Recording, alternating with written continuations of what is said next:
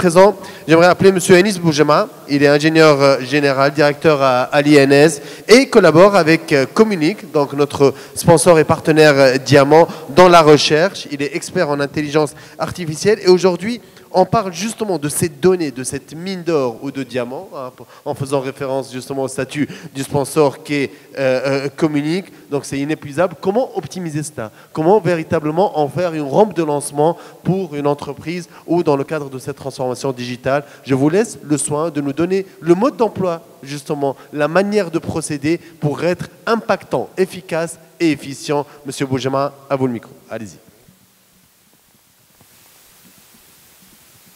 Alors, bonjour tout le monde, je me représente, Anis Boujema, je suis ingénieur général en statistique et analyse de l'information à l'INS. Je suis directeur à l'INS et je suis diplômé de l'École nationale des sciences d'informatique. Bon, je ne suis pas un expert, vraiment le mot expert c'est un peu trop, je suis un utilisateur, même un amateur de tout ce qui est intelligence artificielle. Et merci pour votre humilité et votre modestie. Merci à vous. Alors, donc on va commencer dès le départ du principe général. Lors de cette présentation, nous allons vulgariser le principe de l'intelligence artificielle et nous allons partir du principe qu'un bon graphique vaut mieux qu'un long discours. Alors, ça c'est le plan, donc la théorie, les cas d'utilisation ainsi qu'une conclusion. Alors, on va commencer par se poser des questions telles que ces questions que vous voyez. Alors, comment Amazon fait-elle pour reconnaître pour recommander les produits? Comment YouTube vous propose-t-il des vidéos en relation avec vos attentes? Un client est-il solvable pour lui accorder un crédit? Une tumeur diagnostiquée, telle bénigne, etc. Et comment mon smartphone peut-il reconnaître mon visage? Tout ça, on voit que la réponse, elle existe. Alors, donc nous avons deux solutions. Soit que ces entreprises, que ces utilisateurs, ils ont un tuyau tel que le numéro de ce monsieur afin de répondre à toutes ces questions en regardant dans cette poule, et ça c'est magique. Soit qu'il y a une autre réponse et elle ne manque pas de magie telle que l'intelligence artificielle. Alors, on va faire un petit historique tel que donc de la data business, de la business intelligence à la data science. Donc, dès le départ, nous voyons que la business intelligence contient le reporting d'entreprise, des tableaux de bord, des statistiques, etc., etc. Tout ça, ce sont des analyses qui sont réalisées notamment a posteriori, c'est-à-dire une analyse descriptive. Alors, qu'est-ce qu'elle décrit? Elle décrit qu'est-ce qui s'est passé, que s'est-il passé pourtant et pourquoi. Par la suite, historiquement, on peut passer à tout ce qui est domaine analytique tel que la data discovery, le data mining, le text mining, les big data, les CVS, les corrections des variations saisonnières en utilisant des modèles tels que le Tramosite ou bien l'Xtress-Site et les modèles ARIMA qui nous donnent une analyse prédictive en temps réel. Et ça va nous décrire que pourrait-il arriver. Alors là, en troisième lieu, vient ce qu'on appelle la data science et qui va nous donner donc plusieurs possibilités telles que le machine learning, le deep learning, robotique, les systèmes d'experts, ainsi que d'autres que je n'ai pas encore cités, tels que les machines virtuelles, c'est-à-dire la simulation virtuelle, etc. etc. C'est une analyse prospective, a priori, donc, et qui va nous donner une réponse telle que devrions-nous faire. Donc ça, c'est la séquence. Ça n'empêche pas qu'on n'utilise pas des techniques telles que le data mining ou bien les big data. Ils sont toujours utilisés, mais la nouveauté dans le data science, c'est que en comparant par exemple l'analytique avec le data science, on trouve que l'analytique, généralement, c'est l'homme qui fait ça via des programmes et via des solutions. Par contre, dans la data science, c'est les machines qui vont réaliser toutes ces analyses a priori. Alors, juste une petite définition très claire et très rapide. Qu'est-ce que le machine learning? Donc, le machine learning est un système d'apprentissage sur les données, par les données et par le biais d'algorithmes. Et vous allez voir que tout au long de cette présentation, on va parler trop de données et partant du principe que vos données, c'est votre mine d'or. Donc, L'intelligence artificielle, elle contient une partie telle que la machine learning et à l'intérieur, bien sûr, une partie beaucoup plus poussée telle que le deep learning. Dans la programmation traditionnelle, on sait tous, on décrit un code afin que, sous forme de programme, et c'est-à-dire on doit citer tous les cas possibles. Je vous donne un exemple dans ce cas. Par exemple, si on veut réaliser un programme qui va conduire une voiture. Alors, si on rassemble tous les ingénieurs informaticiens dans le monde afin de concevoir un programme étudiant tous les cas possibles afin que cette voiture, c'est-à-dire on ne pose pas un accident, on ne réalise pas un accident, quelque chose comme ça, c'est impossible à réaliser. Même si on rassemble tout le monde, parce que les cas qu'on peut trouver sur terrain, c'est un nombre infini de cas. Dans ce cas-là, on passe à quelque chose d'autre, et d'ailleurs ça existe maintenant aux États-Unis et dans d'autres pays, tel que la machine learning. C'est de concevoir un programme, c'est-à-dire d'entraîner la machine pour qu'elle apprenne d'elle-même et elle accumule du savoir-faire dans ce domaine. Alors, si je vais donner un peu de théorie, là c'est le cycle de vie de la machine learning ou d'un algorithme de machine learning. Donc, le premier pas, c'est d'identifier et comprendre le besoin métier. On sait très bien que l'intelligence artificielle, elle est appliquée partout, telles que les statistiques par exemple. Maintenant, ils sont appliqués partout et dans tous les domaines. L'intelligence artificielle, elle a le même concept, elle peut être appliquée soit dans le domaine agriculture, soit dans le domaine médical et beaucoup d'autres domaines.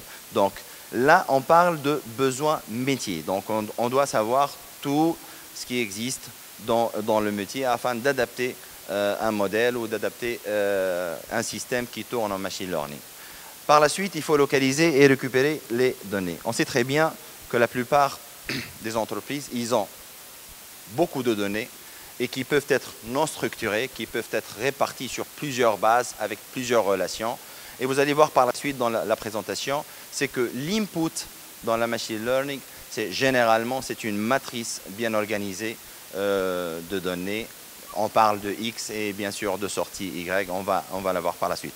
Alors, donc c'est pour ça qu'on parle, là en vert, on parle de localiser et récupérer les données. Alors, la troisième étape, c'est explorer et préparer les données, telles que j'ai dit tout à l'heure. Donc, il faut préparer la matrice d'entrée et par la suite, on va construire un modèle, évaluer et valider le modèle et puis le déployer dans la machine.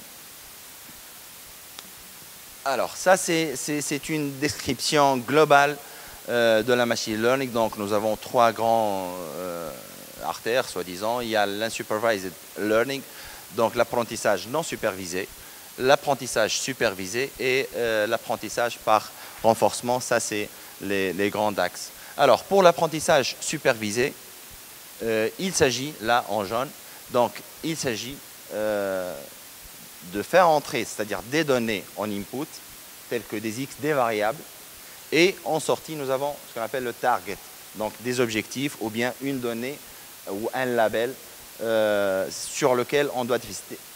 C'est-à-dire que, par exemple, nous avons les X sont des variables explicatives et l'Y, c'est une variable à expliquer, que ce soit des variables continues ou discrètes.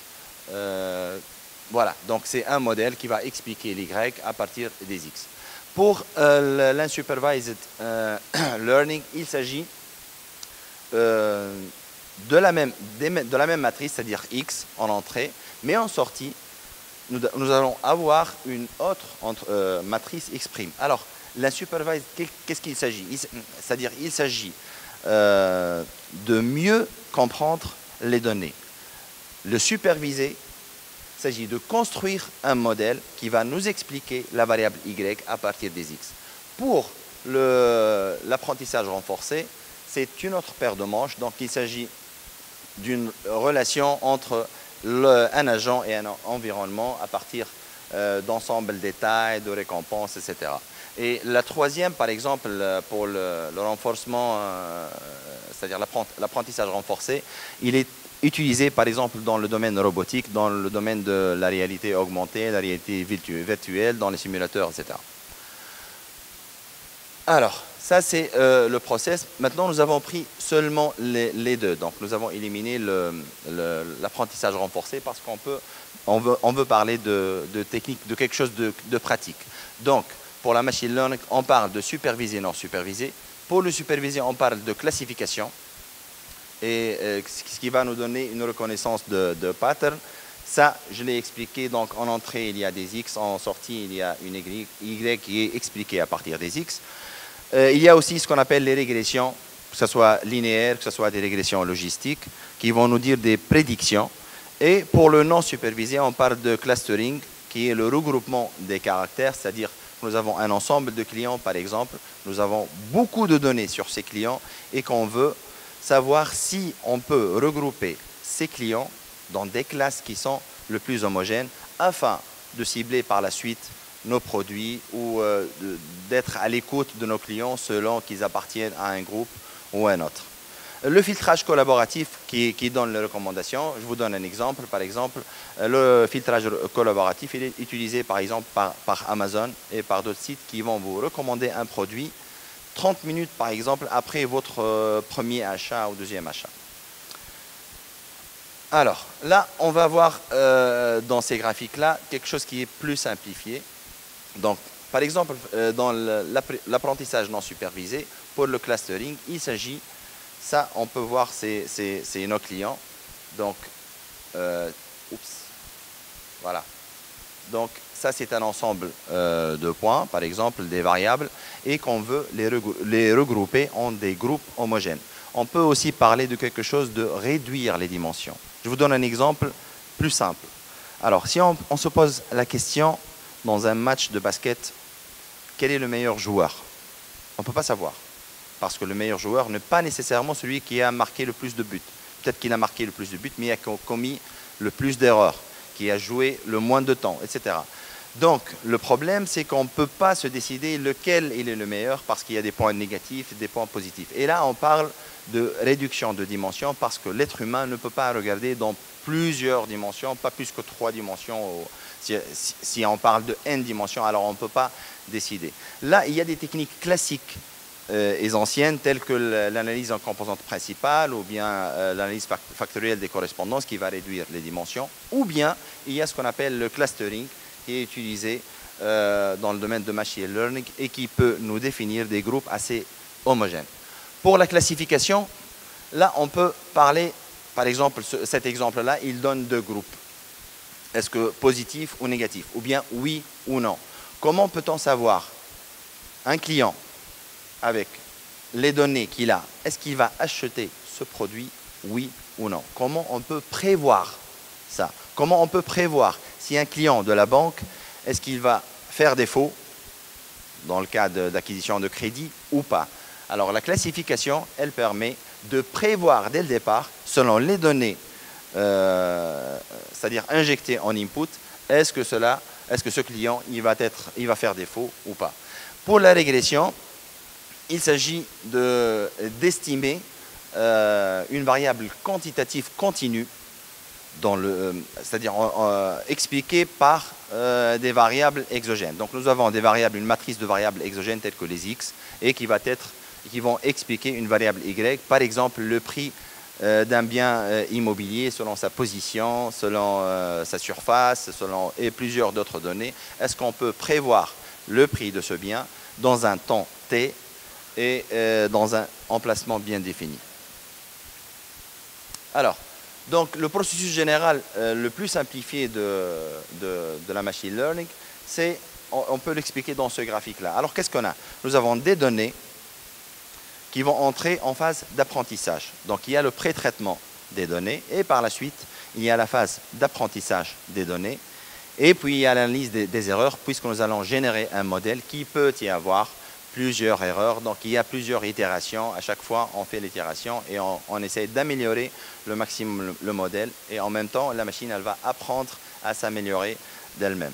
Par la suite, si on trouve le bon modèle, alors le bon modèle, il va être utilisé donc avec de nouvelles données afin de prédire un résultat qui est assez important. Mais vous voyez, on part toujours du principe qu'on a des données et qui vont entrer dans un modèle de machine learning, etc., afin de prédire quelque chose dans le futur.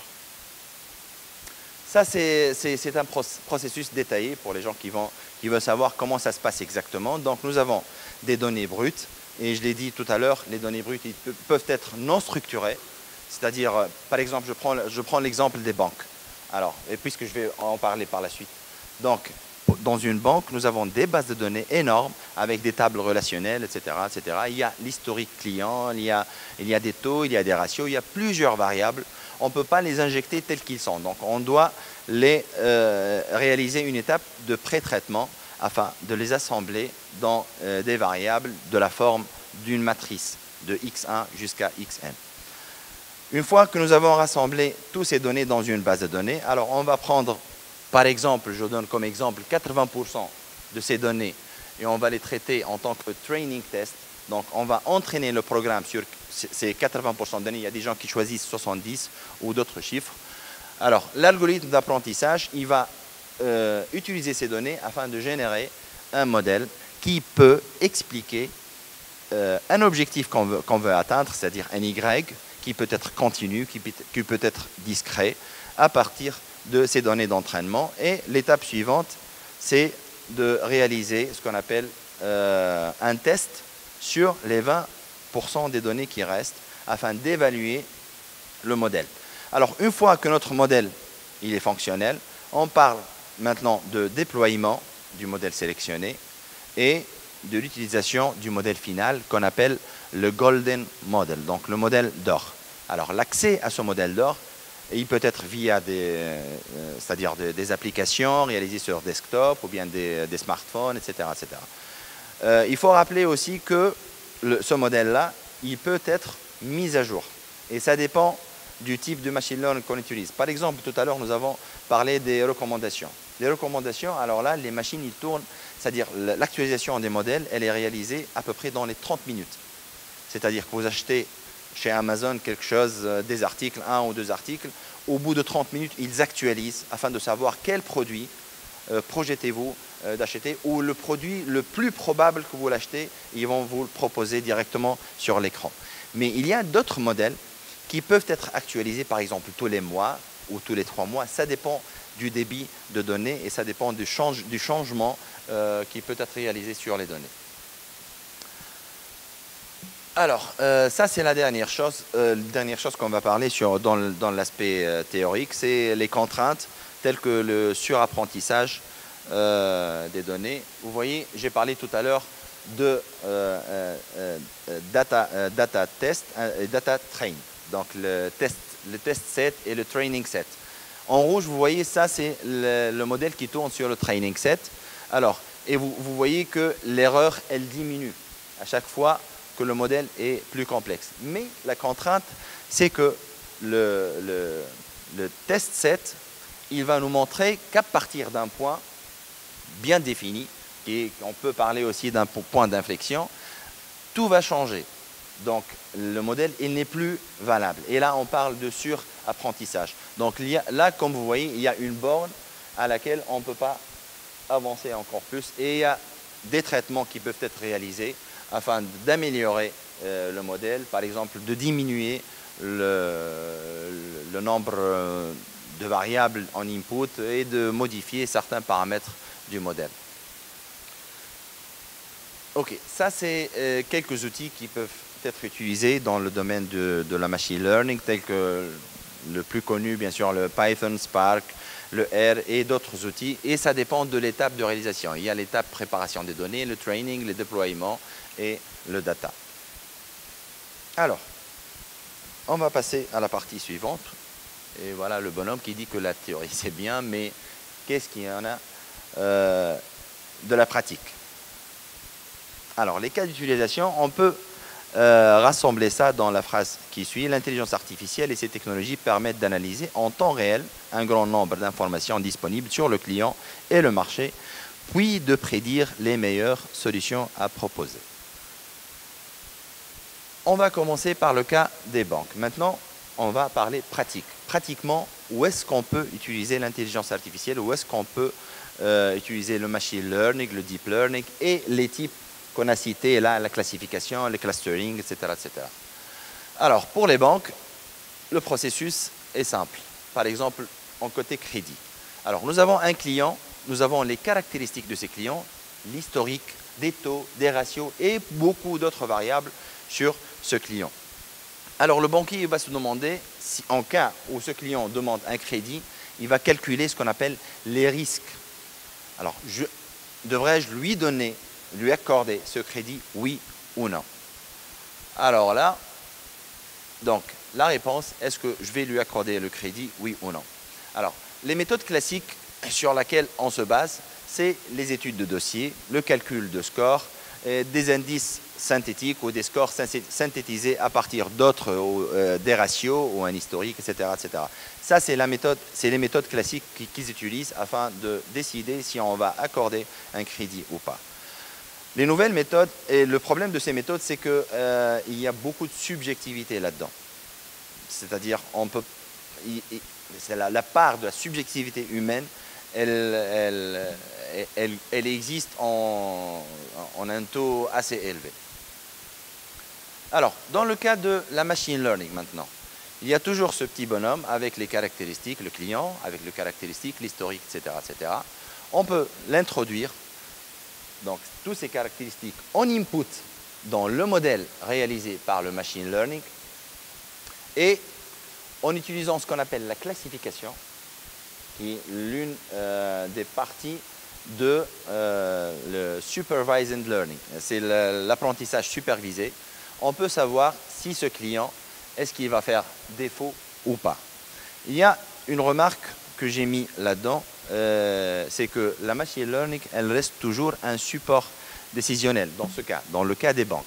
C'est toujours un support décisionnel. C'est pas que la machine, elle va prendre la décision, on va donner ou on ne va pas donner un crédit à ce monsieur. Mais elle reste un support décisionnel, mais la décision finale, elle reste pour le banquier. Là, alors, je vais dire un mot sur les deux, la réponse oui, négatif ou positif. Il faut savoir qu'ici, en termes de machine learning, qu'est-ce qui s'est passé? Alors, nous avons utilisé la classification afin de savoir ce client, il appartient à quelle catégorie. La catégorie rouge qui vont faire défaut selon l'historique et la catégorie verte qui ne vont pas faire défaut. Et la réponse réellement, elle ne sera pas un 1 ou 0. Ça sera un 1, oui, vous pouvez lui donner un crédit, mais avec un risque, une probabilité qu'il va faire un défaut de 0,8 ou 80% ou 90%. Alors là, c'est les banques qui vont décider sur quel seuil, parce qu'on ne trouve jamais un client, c'est-à-dire 100% il ne va pas faire défaut, ou bien que 100% il va faire défaut. Donc il y a toujours une probabilité qui va être calculée. À partir de cette probabilité, on peut faire la décision. Il y a des banques qui peuvent dire qu'à partir de 80%, je lui accorde le crédit, et moins que 80%, je ne lui accorde pas le crédit. Il y a d'autres qui choisissent 70, etc. Alors, le résultat, donc, il s'agit de mesurer et de prévoir les risques, ce qu'on appelle le risk assessment, qui va minimiser les risques de faire défaut. Ça va aussi diminuer les reprises sur provision. Donc, on fait en cas où un client il fait un défaut, par exemple, on donne un crédit d'1 million de dollars à un client, il fait défaut, donc il n'y a pas de, on peut pas, c'est-à-dire on va entrer dans la procédure de recouvrement, et là on est obligé en tant que banque de prendre 1 million de dollars des gains et de le mettre sur côté en cas où le client il n'a pas remboursé cette dette. Et là on parle de diminuer des risques, des reprises sur provision. Et là, la machine learning, elle va vous aider à diminuer les reprises sur provision et ainsi augmenter les gains. Il y a aussi le troisième point, c'est diminuer le coût de recouvrement. On sait tous que les coûts de recouvrement des crédits sur terrain, ça coûte beaucoup d'argent, ça coûte des expertises et ça coûte beaucoup une procédure juridique, etc., etc. Donc le fait de prendre la décision dès le départ sur un nombre de clients à qui je vais donner et à qui je ne veux pas donner, selon les caractéristiques de ce client. Et c'est la machine qui m'a informé que ce client-là, à 80%, il ne va pas faire défaut. Ou à 90%, il ne va pas faire un défaut. Donc, il y a toujours, bien sûr, une marge d'erreur. Alors là, la machine, elle va faire de l'aide à la décision pour la banque afin d'améliorer les gains et diminuer les risques. Il y a un autre côté, on parle toujours du secteur bancaire.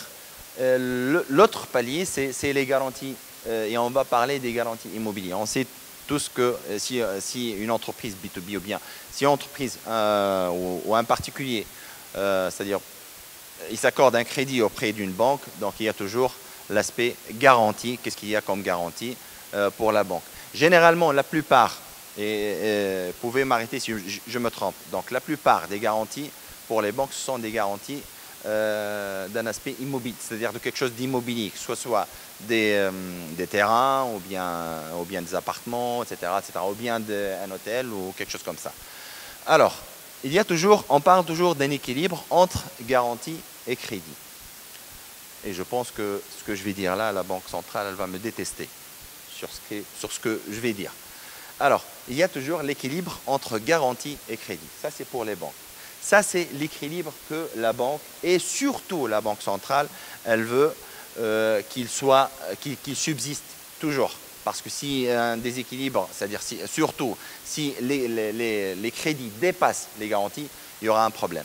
Alors, la problématique, c'est quoi? C'est que la valeur des garanties, elle est non actualisée. Par exemple, on peut trouver qu'une banque, elle a des garanties, l'année 2017 ou 2018, de 1,4 milliard de dinars tunisiens. Mais est-ce que cette valeur-là, elle est actualisée? La réponse est non. Alors, cette valeur, elle est calculée dans le temps où nous avons accordé les crédits. Par exemple, si nous avons plusieurs biens immobiliers, alors l'un des biens qui fait partie des 1,4, il a été pris comme garantie dans l'année 2015. Sa valeur est 100 000 $. Est-ce que sa valeur, maintenant, en 2019, elle est de 100 000 $? La réponse est non. On sait tous que l'immobilier, c'est un secteur qui croît d'une vitesse assez considérable, et tel que l'a montré l'INS dernièrement, c'est aux alentours entre 8 et 10%. Alors que l'indice à la consommation, il est aux alentours de 5%. Alors, il y a bien sûr, donc les valeurs de garantie sont actualisées. Le problème, c'est que le coût élevé de l'expertise immobilière, on sait très bien que le coût est très élevé. On parle là pas d'une centaine de garanties pour les banques, mais de dizaines de milliers, peut-être des centaines de milliers de garanties. On ne peut pas à chaque fois passer une expertise qui va coûter des milliards afin d'actualiser le prix. Et ça, c'est un problème. Donc, c'est ce qui va nous ramener à ce qu'on appelle la sous-estimation du plafond des crédits accordés. Parce que, par exemple, si nous avons le montant global de nos garanties, il est de 1,4 milliard, on ne peut accorder de crédit, on ne peut pas dépasser les 1,4 milliard. Alors que les garanties, réellement, leur valeur, ce n'est pas 1,4, c'est juste qu'elle n'est pas actualisée. Si on sait la valeur réelle, elle est aux alentours de 2,2, alors nous avons une marge d'augmenter encore la possibilité d'accorder des crédits, même à ceux qui ont pris des crédits sur un bien immobilier, puisque le bien il est à 100 000, il a pris un crédit à 100 000. Maintenant, le bien il est à 150 000, donc on peut lui accorder un deuxième crédit et pour faire l'équilibre entre garantie et crédit. Alors la solution, c'est de concevoir un système permettant l'actualisation périodique, exemple, une actualisation trimestrielle, ça sera le cas parfait, des valeurs, des garanties à moindre coût. Alors comment peut-on faire ça? Nous avons la valeur d'un bien immobilier. Par la suite, nous avons des données. On parle toujours de données. Alors, une partie de données telle que l'historique des expertises réalisées par la banque, ça c'est une donnée capitale et elle va être introduite dans la machine learning. Mais il y a aussi des données qu'on peut récupérer de l'extérieur, c'est-à-dire à l'extérieur de la banque. Alors ces données-là, ils peuvent être récupérées grâce à d'autres technologies telles que le web scraping, par exemple. Il s'agit d'avoir, c'est-à-dire des données qui proviennent de sites web. Je vous donne un exemple en Tunisie, Tayara.tn, Tunisien, Nantes, et d'autres sites qui proposent la vente des biens immobiliers et qu'elle donne des caractéristiques de ces biens, le métrage, couvert, non couvert, etc., etc. Le web scraping va permettre d'absorber ces informations et les reformuler dans des bases de données, c'est-à-dire d'alimenter encore notre base de données. Il y a aussi les API qui peuvent provenir par exemple de l'Institut national des statistiques, qui donne des API sur l'indice des prix de l'immobilier, etc. Tout ça, on peut l'introduire dans un modèle de machine learning afin de réaliser ce qu'on appelle une régression qui va nous permettre d'évaluer réellement que vaut les garanties à l'instant T plus 1. Et ça, c'est une information capitale pour les banques. Ça peut ne pas être utilisé officiellement, mais au moins on sait que nos garanties, ils valent telle ou telle valeur. Alors, le produit, côté produit, maintenant nous avons parlé des crédits, nous allons parler des garanties et maintenant nous allons parler des produits. Peut-on identifier des groupes de clients homogènes? Les clients de la banque. Quel type de produit s'adapte le plus à chaque groupe? Et ainsi, on peut être à l'écoute du client et cibler les campagnes. Bien sûr, cet exemple que je vais donner sur le produit peut être appliqué pas uniquement pour les banques, mais sur plusieurs autres types d'entreprises. Alors, le principe général, c'est notre bonhomme avec ses caractéristiques, toujours l'historique, le taux, etc., etc. Donc, il a un modèle de machine learning. Ce que vous voyez là en bleu, alors ça, c'est nos clients. Ils sont répartis d'une façon aléatoire. Donc, on ne peut pas les regrouper. Alors, grâce à la machine learning, on peut, et bien précisément à ce qu'on appelle le clustering data, on peut regrouper ces clients en des groupes homogènes. Comme vous voyez là, c'est 3 groupes, le vert, le bleu et le rouge. Et on peut savoir quelles caractéristiques possède chaque groupe. Ainsi, par exemple, on peut identifier que le client de départ est un client rouge qui fait partie du groupe de clients en rouge. Et là, nous avons plusieurs produits, il y a le rouge, le vert, le bleu, etc. Alors, quel produit correspond le plus à ce client? Bien sûr, les produits qui peuvent être en rouge. Bien sûr, là, on doit dire une remarque, c'est que, par exemple, le P1, il correspond qu'à la catégorie rouge des clients. Le P2, il peut correspondre à la rouge et le vert, etc. OK. Alors, là, donc, on parle d'un système complet. Donc, nous avons le système de machine learning alimenté par une base de données pour calculer les modèles, pour être actualisé. Nous avons un produit. Nous pouvons alimenter via une base de données un call center. On peut identifier et vous allez appeler les clients suivants pour le produit tel. Et là, nous allons maximiser les gains avec moindre coût et avec moins de temps. Alors, la réponse, c'est qui a appelé et en évoquant appelé. Le temps, justement. OK. Alors, et maximiser les gains à moindre coût. Je vais être plus rapide. Alors là, on va parler des infractions routières. Selon un autre domaine qu'on peut utiliser, dans lequel on peut utiliser le machine learning. Alors, les objectifs, c'est de diminuer les risques d'accident et d'alimenter la recette de l'État. À moindre coût, bien sûr. Alors, les recommandations, c'est de concevoir un système autonome pour la détection des infractions à l'envoi et jusqu'à l'envoi de l'amende. Je vous donne un exemple. Je sais qu'il y en a plusieurs d'entre vous qui n'aiment pas ce système puisqu'il va nous taxer, il va nous pénaliser. Alors, il y a par exemple les radars autoroute et les radars infrarouges. Donc, ils vont identifier une image d'un véhicule qui court, qui a dépassé la vitesse. Alors, l'image, elle va être introduite dans un modèle de deep learning et grâce à un réseau de neurones, on peut identifier directement la matricule qui va être par la suite, c'est-à-dire liée avec une base de données et liée dans un serveur et envoyée instantanément. On parle de tout ça, il peut être réalisé rien qu'en 1 minute. Instantanément, ils vont être envoyés à ce monsieur via SMS, via des applications Google Play ou des pages web, etc. C'est que vous avez dépassé la vitesse et voilà votre image. Et là, on donne la possibilité pour le client de faire des réclamations en cas où le système il a réalisé une erreur. Et on sait très bien que la machine learning, ce n'est pas 100% de reconnaissance. Pour la reconnaissance d'image, par exemple, on peut parler de 98-99% des reconnaissances. Alors, ça, c'est les avantages. Donc, en matériel à coût réduit, on ne parle plus de caméras, c'est-à-dire de radars qui coûtent très cher à l'État et qui coûtent des devises. Maintenant, avec la machine learning, une simple caméra assez sophistiquée qui ne peut même pas coûter 200 dinars. Elle peut être introduite avec un petit flash, avec un petit capteur de vitesse et elle fera l'affaire et tout en ayant bien sûr connecté à un système. Donc minimiser l'intervention humaine, améliorer automatiquement et continu les algorithmes de reconnaissance et ainsi avoir une performance et une fiabilité. Alors, voilà, tout le monde déteste les amendes. Bon, je ne vais pas dire qu'il n'y a que l'État qui déteste les amendes. Il n'y a que l'État qui aime les amendes. Alors, je vais vous donner un autre cas pour le même système, le même algorithme, le même bout de code. Il peut être utilisé par exemple pour les parkings, afin de savoir quelle voiture elle entre en parking ou pas, sans être obligé de tendre la main avec un ticket ou avec un badge ou avec un appareil à l'intérieur de la voiture. Donc automatiquement, il y a une reconnaissance et par la suite, une action sur la barrière. Alors imaginez les possibilités qu'on peut avoir juste avec ce petit bout de code qui peut faire la reconnaissance des matricules des voitures.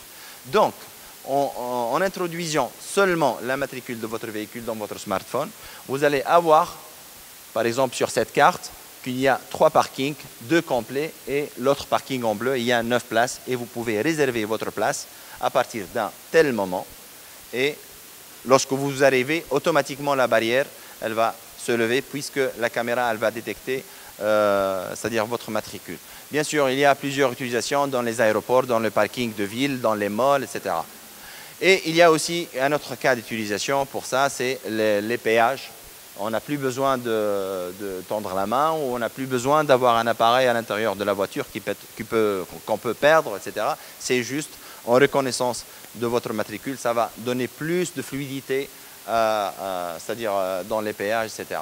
Et pour beaucoup d'autres usages, pour ce même bout de code, il suffit d'imaginer les possibilités qu'on peut avoir avec seulement cet exemple.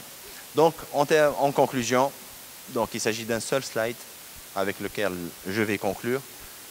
Et c'est le slide avec lequel j'ai débuté, c'est que l'AI va donner votre mine de diamants. Donc, en se basant sur votre donnée, vous ne savez pas que les données que vous avez, ils coûtent vraiment une valeur inestimable. Il suffit de nettoyer le diamant afin qu'il brille, afin qu'il donne un bon résultat. Merci à vous. Il s'agit de le nettoyer, de l'optimiser, d'en tirer le meilleur, de bien le traiter également. Des questions par rapport à ce qui a été dit au fond de la salle. C'est compliqué, hein, une salle pareille, hein, de cette envergure, justement. Peut-on faire parvenir un micro au fond de la salle, s'il vous plaît, pour madame? Merci. On va y arriver au final.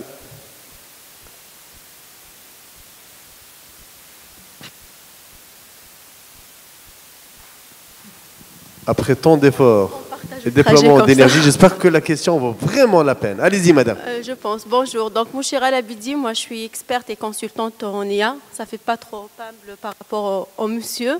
Mais du coup, ma question, c'est est-ce que vous avez étudié les biais engendrés par le machine learning? Comme vous avez pris l'exemple d'une solution qui permet de dire à un banquier est-ce que j'accorde un prêt ou pas, vous avez dit que les méthodes classiques sont subjectives. Mais je pense que le machine learning aussi n'est pas aussi objectif que ça, parce qu'au final, il se base sur nos historiques, sur nos décisions à nous, qui sont empruntées par nos préjugés, par nos stéréotypes, et du coup, il y a des fortes chances qu'ils reproduisent la même chose, les algorithmes de machine learning. Donc, qu'est-ce que vous en pensez et est-ce que vous êtes penché sur le sujet? Merci. En se basant sur l'historique, comment est-ce que ça peut être subjectif? Il n'y a pas ce ressenti, il n'y a pas cette portée émotionnelle, il y a les informations, la data, les chiffres qui sont souvent têtus. Oui, mais en fait, l'historique, il va dire quoi? Il va dire tel client, avec ses caractéristiques, le banquier, il a décidé de lui accorder un prêt. L'autre, le banquier, il a dit non. Donc, c'est un apprentissage supervisé. Donc, on a les données et on a les résultats. Les algorithmes, quand ils vont se baser sur cet historique-là, ils vont reproduire en fait ces préjugés parce qu'au final, ils vont trouver des corrélations entre les données d'entrée et la sortie. Donc, il y a de fortes chances que les algorithmes ils reproduisent ces biais et ces stéréotypes-là. Et c'est un vrai sujet d'étude de l'actualité. Le débat, en gros, c'est la nature des données sur lesquelles on va se baser au départ. Parce qu'ils sont biaisés et comme on utilise des données biaisées, du coup, les résultats sont également biaisés. Allez-y. Alors pour répondre, apparemment il y a un malentendu. L'Y, En réponse, c'est pas est-ce que le banquier il a donné le crédit ou pas. La réponse, c'est est-ce que le client il a fait défaut ou pas. Donc, les données de départ, l'historique qu'on va utiliser, il n'y a pas d'intervention humaine. Il y a des données, des caractéristiques du client. De solvabilité, d'entrée, de sortie. Exactement. Et est-ce qu'il a fait défaut ou pas? Ça, c'est vrai. Il l'a fait ou pas. Donc, le côté, est-ce que le banquier lui a donné alors qu'il n'existe pas? Nous avons des données, je vous rappelle, les caractéristiques du client, l'historique, etc. Et je vous rappelle que, c'est vrai, il y a quelque chose qui est très important à dire, c'est que les données, ils sont éparpillées d'une façon incroyable. Donc, il faut les reconstruire et construire ce qu'on appelle synthétiser des scores et des taux et des ratios dans un seul score ou dans plusieurs scores. Mais à la fin, les données sur lesquelles se base le modèle de machine learning, il n'y a pas de subjectivité. Il y a description du client, et est-ce qu'il a fait défaut ou pas? Il n'y a pas d'erreur. Je ne suis pas d'accord avec vous. Peut-être l'exemple de banquier, ce n'est pas le bon, mais par exemple, il y a des études aujourd'hui aux États-Unis que c'est des algorithmes de machine learning qui sont utilisés par des juges pour dire est-ce que on va dire, cette personne qui est présumée coupable, est-ce que je la mets en prison ou pas? Et les études montrent que les solutions de machine learning, ils reproduisent justement les stéréotypes de race ou de couleur des juges et on reproduit la même chose. Et aujourd'hui, c'est des vraies études qui vont dans ce sens-là. C'est de dire nos données, en fait, ils intègrent nos préjugés, ils intègrent nos émotions, nos sentiments. Vos appréhensions, si j'essaie de synthétiser, si j'ai bien compris, c'est qu'on arrive à exporter au machine learning la subjectivité humaine, finalement, qui se décline sous une autre forme, tout à fait, mais qui s'appuie un peu sur la même approche. Tout à fait. Eh bien, à mon sens, là, c'est la data d'entrée qui va définir, justement. Allez-y. Le deuxième exemple que vous avez donné, il correspond exactement à ce que vous dites. Exactement. Oui. Ça, il y a une subjectivité. Pourquoi? Parce que les X, ils sont stables. Voilà, les caractéristiques du monsieur qui a fait le crime, etc., etc., etc. Et en sortie, l'Y, c'est le jugement du juge. Alors là, il y a une subjectivité, parce que les X, ça va, mais les Y, ça ne va pas, puisque c'est un jugement personnel. Mais le cas des banques, les X en entrée, la matrice en entrée, c'est les caractéristiques des clients, ils sont vrais, et la réponse en Y, c'est pas est-ce que la banque, elle a donné ou pas, c'est le client, il a fait défaut ou pas, et ça c'est vrai. Il a fait défaut. Il y a l'intervention du banquier, elle n'existe pas dans les données d'entrée. Dans votre exemple, oui, mais il y a d'autres exemples dans les banques. Par exemple, est-ce que j'accorde un prêt ou pas? Le deuxième cas, c'est vrai. Le deuxième cas, c'est vrai. L'idée est relativement claire, madame. Je vous invite à poursuivre éventuellement le débat juste après l'intervention pour enchaîner avec une seconde question éventuellement.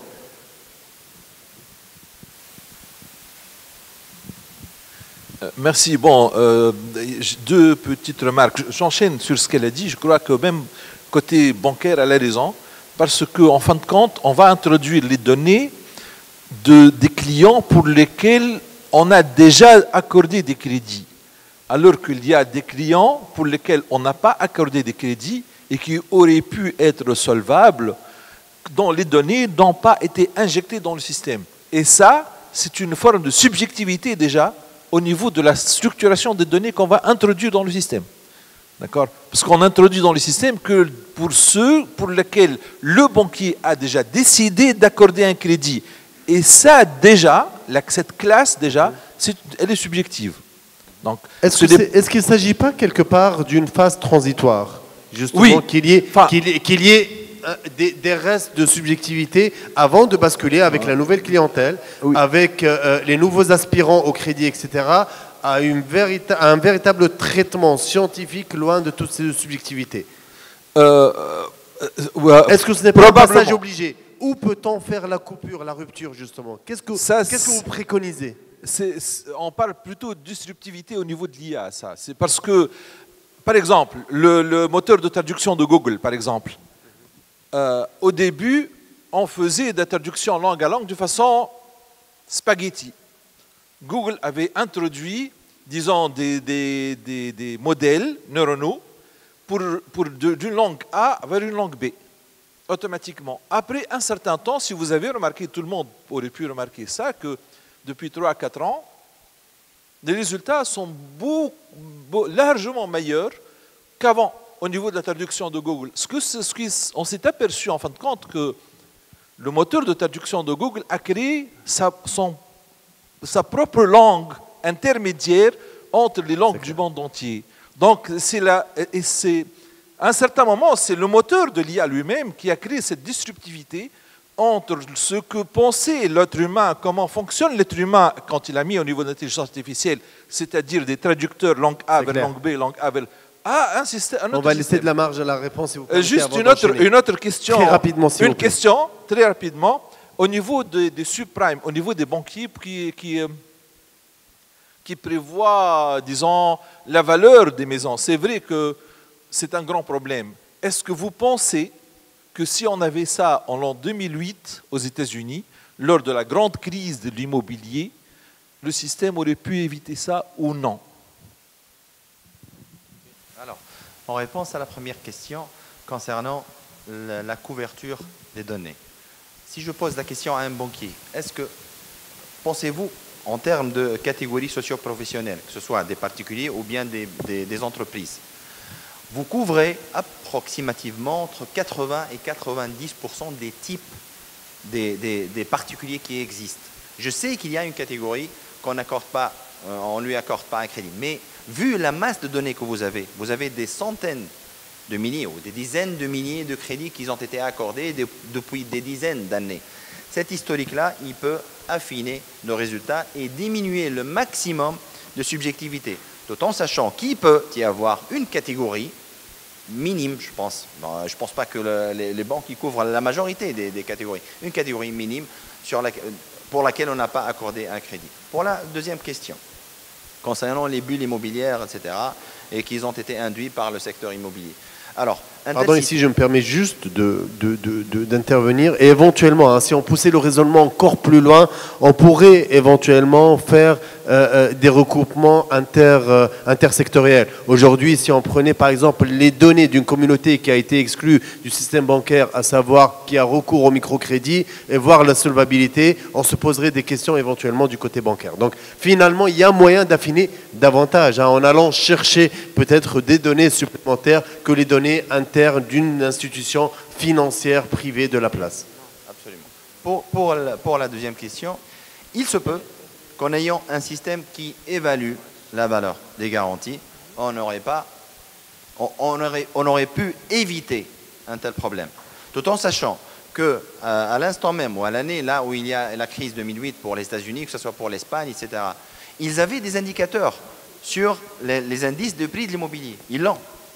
Et pourtant, ça a dégénéré, puisque apparemment la valeur des garanties, elle a été surestimée ou quelque chose comme ça. D'ailleurs, l'INS, l'Institut national des statistiques, elle a commencé à publier depuis l'année, je pense, 2018, on a commencé à publier ce qu'on appelle l'indice immobilier. Et c'était à la demande de la Banque centrale, parce qu'on a peur d'avoir une mauvaise expérience pour les bulles immobilières, etc. Merci beaucoup. Monsieur, ici, ensuite, je viens vous voir.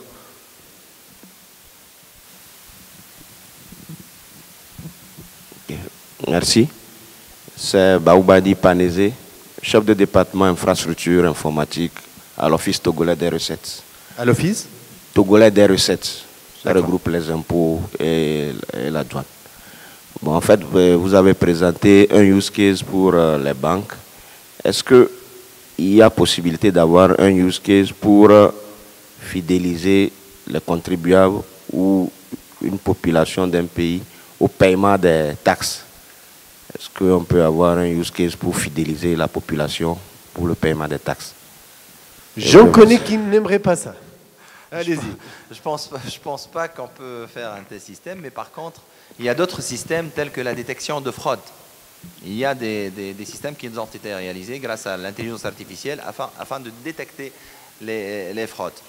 Bon, peut-être qu'on peut utiliser des ads ou cibler la population, une certaine population, afin de payer les taxes, etc. Mais je ne pense pas que ça peut être utilisé dans un tel secteur. Par contre, tout à l'heure, on parlait d'agriculture. Alors là, on peut utiliser le machine learning et le deep learning, surtout pour le traitement des images satellites afin de prévoir la récolte, de prévoir le nombre d'arbres des oliviers, par exemple, etc. Mais ça demande ce qu'on appelle le deep learning, l'analyse d'imagerie afin d'estimer le parc que nous avons, par exemple, en Tunisie, le nombre d'oliviers, etc.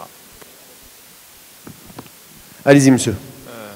Tawfiq Chebi, direction des projets à l'Union internationale des banques. En fait, je n'ai pas une question, mais plutôt une félicitation par rapport à cette conférence, et en particulier sur l'aspect pratique, en fait, donc avec les différents cas d'utilisation et ce rapprochement, en fait, des différents concepts, en fait, à la vie pratique, si on peut dire, à la réalité des choses. Et je pense que c'est un sujet très important, c'est-à-dire de rapprocher tous ces concepts à des phénomènes pratiques qu'on peut toucher. Donc, et ça, parce que c'est important de diffuser de l'information ou de la culture par rapport à ces concepts, mais c'est important aussi de voir les méthodes. C'est clair. Merci beaucoup, monsieur. Merci. Merci à vous. On enchaîne avec la dernière question, donc ce sera vous. Pour clore. La dernière question. Ce n'est pas une question, effectivement, c'est juste pour remercier, parce qu'on a commencé par le côté théorique, et c'est important, et puis on est passé au côté pratique, c'est aussi très important, mais tout à l'heure, on aura le temps de discuter justement tous les cas d'usage que vous avez présentés en Tunisie, où est-ce qu'on est aujourd'hui. On se voit peut-être au déjeuner, on discutera avec plus de détails. Merci. Monsieur Anis Boujama, je crois qu'il y a unanimité quant à la qualité de cette intervention. Merci encore une fois. Je rappelle, vous êtes ingénieur général, donc directeur à l'INS, et vous collaborez avec Communique, qu'on tient à saluer justement dans la recherche et essentiellement sur l'intelligence artificielle.